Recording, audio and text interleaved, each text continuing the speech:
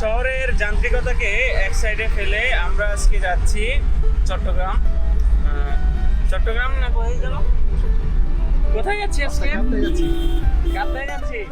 সেই অনেক আগের কথা, অনেক আগ থেকেই আমরা চারজন প্ল্যান করি ট্যুরে যাব, কিন্তু তার হয়ে ওঠে না। অবশেষে আমরা জার্নি শুরু করলাম কাপ্তাইয়ের উদ্দেশ্যে। প্রতীক্ষার পর আমরা এই যাত্রা শুরু করতে পারলাম। আমি শুকরিয়া আদায় করছি কামরুলকে। তার শুকরিয়া আদায় করছে কামরুলকে, আল্লাহর প্রতি শুকরিয়া।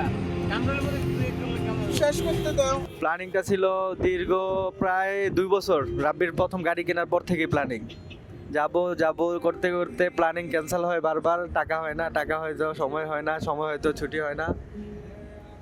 এই ট্যুরের সময় মাত্র 24 ঘন্টা। ঢাকার ব্যস্ত শহর, কংক্রিটের দেয়াল আর যান্ত্রিক শব্দের মাঝখান থেকে আমরা চারজন বেরিয়ে পড়লাম এক অন্যরকম যাত্রায়, প্রকৃতির কাছে, পাহাড়ের কাছে, আর নিজেদের একটু খুঁজে পাওয়ার উদ্দেশ্যে। ঢাকা চট্টগ্রাম হাইওয়ে বাংলাদেশের অন্যতম ব্যস্ত ও গুরুত্বপূর্ণ মহাসড়ক। বিকেল গড়িয়ে কখন সন্ধ্যা নেমে রাত হয়েছে আমরা কিছু টেরই পেলাম না। প্রতিটি মুহূর্ত আমরা খুব আনন্দ উল্লাস করে কাটিয়ে দিয়েছি।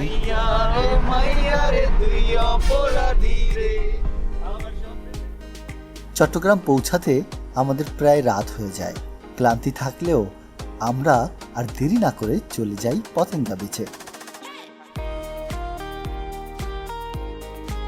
সমুদ্রের ঢেউ, বাতাস আর রাতের আলো সব মিলিয়ে সেখানে শুরু হয় ঘোরাঘুরি আর আনন্দ উল্লাস। আতিক ভাই যখন কইছে যে কোরাল মাছটার দাম 350, তখন অনুভূতি কি হয়েছে? ভাবছি ভাই লুঙ্গিটা মাথার মধ্যে কারণ ভাই আপনি কি মনে করছেন? আরে আমি আতিফের কথা শুনে বলছি যে বেটাই, আমি তো চাই আতিফের জানোসি কথা কি বলছি, বেটাই নিশ্চিত উল্টা পাল্টা কিছু একটা কইবো, কিছু একটা কইবো। সত্যি কথা বলতে গেলে যে আমরা তুই জানো আতিক ভাই সাথে থাকলে মানে সবসময় প্রেশার থাকে 180 বাই 200। আমাদের চারজনের হাসি আড্ডায় কাটে দারুণ কিছু মুহূর্ত। ভাবছি যে একটু কম দামে খাবো। না, এখানে কম দাম বলতে এরকম কম দাম, আমার পার পারসন 50 টাকা চলে আসছে। আমার নিয়ত আছে যে ওইখানে যে দুটো ঠাকুর নিব, নিয়ে বাসায় নিয়ে যে আমরা 50-50 করে খাবো। বাসায় না, হোটেল। সত্যি ব্যাচেলার ট্রিপ মানেই হলো খোলা আকাশের নিচে নির্ভেজাল আনন্দ আর স্মৃতির ভান্ডার। পতেঙ্গা বিচের সাজসজ্জা দেখে মনে হবে আপনি কক্সবাজার আছেন। বিশেষ করে ছুটির দিনগুলোর রাত এখানে খুব জমজমাট কাটে বিনোদন প্রেমীদের। ঢাকা থেকে চট্টগ্রাম এসে আমরা পতেঙ্গা সি বিচের পাশে একটি হোটেলে উঠেছি। তো এখন আমরা রাতের ডিনারটি সারবো। এখানে অনেক সি ফুড পাওয়া যায়, এখান থেকে আমরা কি আনা হয়েছে বড় ভাই? ডিনার তো করে আসলাম, এখন একটু শর্টকাট খাবার। টেস্টের জন্য ও বাবা রে, হেবি সুন্দর। এই নিয়ে দিকে আসো। জি ভাই, এই কিন্তু কোনা কেন চলে আসে ভাই আমি দেখি যেন জিভে জল এসে পড়েছে। আতিক ভাই এবার আবার একদম মারবে। Possible I don't know. One eternity. এখন বাজে সকাল 6:30। তো এই যে বান্দারা, এই বান্দারা নাকি সকাল 5টায় সূর্যোদয় দেখবে, এই কারণে 5টায় অ্যালার্ম দিয়ে রাখছি। কিন্তু এখন আমরা সবাই রেডি হচ্ছি, কিন্তু এখন আমরা সূর্যোদয় দেখতে পাচ্ছি না। এখন আমরা বর্ষাকালে চলে আসছি কনভার্ট হয়ে। এই যে দেখেন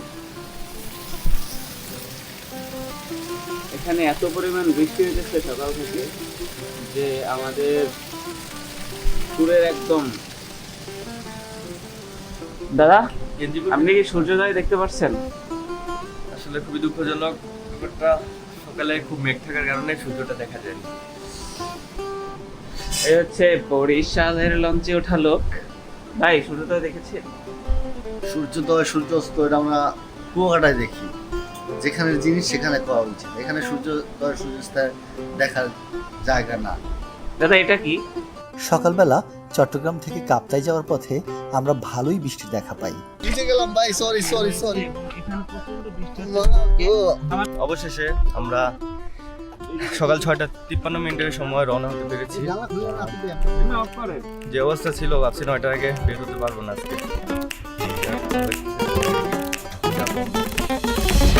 বৃষ্টি নেশা ভরা সন্ধ্যা বেলা কোন বলো রামে রামি চেলা বৃষ্টি নেশা ভরা সন্ধ্যা বেলা কোন বলো রামে রামি চেলা আমার স্বপ্ন ঘিরে নাচে মাতাল। বৃষ্টির ফোঁটা পাহাড়ি পথে পড়ার সাথে সাথে প্রকৃতি যেন আরও জীবন্ত হয়ে উঠছিল।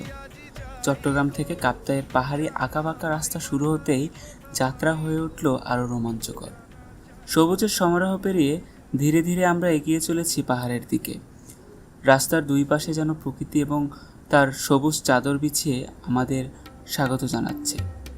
মনে হচ্ছে পথটা নতুন নয়, অনেক পুরনো কোনো টানে আমরা বারবার এখানে ফিরে আসি, যেন কোনো আপন ঠিকানার ডাকে। মাঝপথে আমরা থামলাম বড়ইছড়িতে চা নাস্তা আর বিশ্রামের জন্য।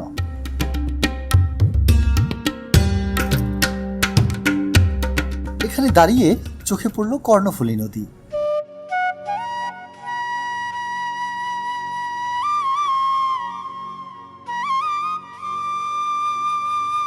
এক পাশে দাঁড়িয়ে আছে বিশাল পাহাড়, যেন আকাশ ছুঁতে যাওয়া কোনো নীরব প্রহরী, আর অন্য পাশে কর্ণফুলী, শান্ত অথচ গভীর শক্তির প্রতীক। সত্যি বলতে এই পাহাড়ি আঁকাবাঁকা রাস্তায় যতই এগিয়ে চলছি মনে হচ্ছে এই পথ যেন আর কখনো শেষ না হয়। প্রতিটি বাঁকে নতুন দৃশ্য, প্রতিটি মোড়ে নতুন নতুন এক মুগ্ধতা, যেন প্রকৃতি নিজেই আমাদের সাথে গল্প করছে। চারপাশে সবুজের ঢেউ, দূরে পাহাড়ের নীরব ছায়া, আর বাতাসে ভেসে আসা অজানা এক শান্তির ছোঁয়া। সব মিলিয়ে এই যাত্রা শুধু পথ চলা নয়, যেন এক অনুভূতির ভেতরে হারিয়ে যাওয়া। মনে হচ্ছে আমরা গন্তব্যে যাচ্ছি না, বরং প্রকৃতির বুকেই ধীরে ধীরে মিশে যাচ্ছি। কাপ্তাই আসার পথেই আপনাদের চোখে পড়বে ছোট বড় বেশ কয়েকটি কটেজ। সেখানে দাঁড়িয়ে আরও কিছু সুন্দর মুহূর্ত ক্যামেরা বন্দী করি।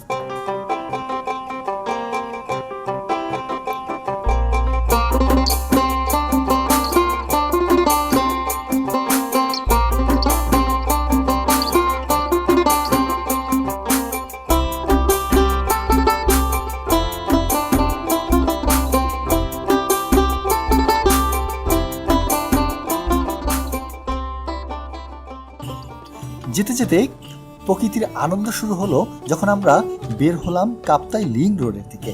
এই রাস্তা যেন কোনো সিনেমার দৃশ্য। উঁচু নিচু পাহাড়ি পথ, এক পাশে গভীর উপত্যকা, অন্য পাশে পাহাড়। রাস্তার ধারে পাহাড়িদের ছোট ছোট টংঘর, দোকান আর তাদের এই সহজ সরল জীবন আমাদের চোখে নতুন এক পৃথিবী খুলে দিল।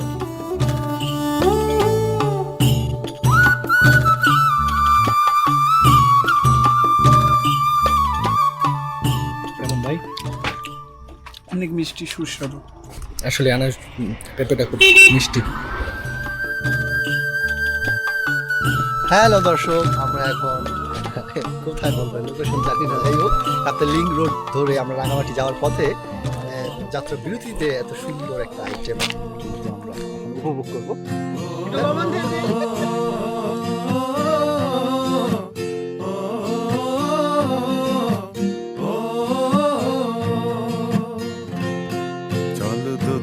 পাহাড় জুম ঘরে পূর্ণিমা রাত বর্ষা জুড়ে জীবন জুয়ার আসর বসাবো।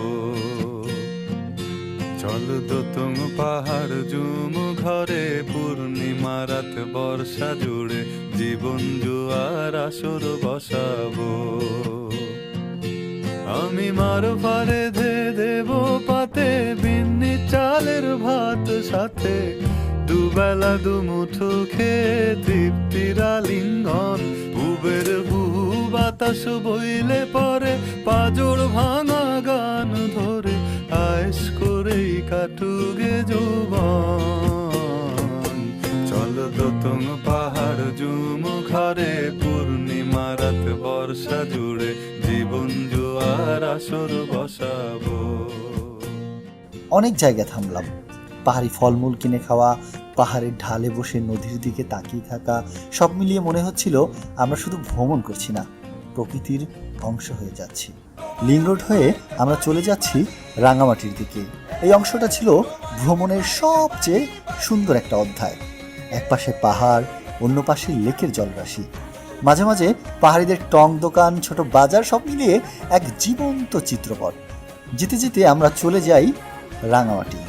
রাঙামাটি পৌঁছে আমরা গেলাম ঝুলন্ত সেতুর দিকে। রাঙামাটি শহর থেকে প্রায় 8 কিলোমিটার দূরে। চারপাশে পাহাড় আর লেকের শান্ত জল, সবকিছু মিলে এক অসাধারণ দৃশ্য।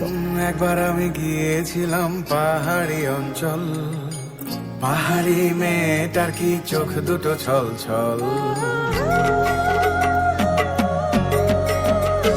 ও একবার আমি গিয়েছিলাম পাহাড়ি অঞ্চল, পাহাড়ি মেয়েটার কি চোখ দুটো ছল ছল ছল।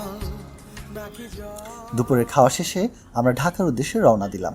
এইবার পথটা শুধু ফেরার ছিল না, এটা ছিল স্মৃতির দিকে ফিরে যাওয়া। রাঙামাটি থেকে আমরা চট্টগ্রাম যখন যাচ্ছিলাম, রাস্তা শুধু নিচে নামছিল। মনে হচ্ছিল আমরা পাহাড় থেকে ধীরে ধীরে গড়িয়ে নিচে নামছি। 4 জন কলিগ মিলে হাসি, গল্প আর ক্লান্তি মিশে ফিরছিলাম শহরের দিকে। পেছনে রয়ে গেল পাহাড়, নদী, বৃষ্টি আর অজস্র স্মৃতি। হয়তো একদিন আবার ফিরব এই পাহাড়ের কাছে, যেখানে প্রকৃতি শুধু দৃশ্য নয়, অনুভূতি। ঢাকার যান্ত্রিক শহরে ফিরে এলেও মনে রয়ে গেল একটাই কথা, বাংলাদেশ সত্যি অপার সৌন্দর্যে ভরপুর। সবাই ভালো থাকবেন, সুস্থ থাকবেন। পরবর্তী কোনো ভিডিও নিয়ে আবারও আমরা 4 জন হাজির হব আপনাদের কাছে। আল্লাহ হাফেজ।